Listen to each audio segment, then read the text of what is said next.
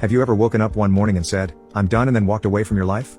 My husband and I had been married a year when on a trip ran into an old boyfriend of mine.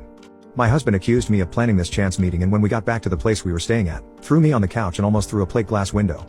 He left the house and I packed my bag, took a taxi to the airport and, not even knowing how much money was in my account, bought a ticket to another state where I had friends and family. I called the pastor who married us to say I was safe but was not going to be abused. Ever.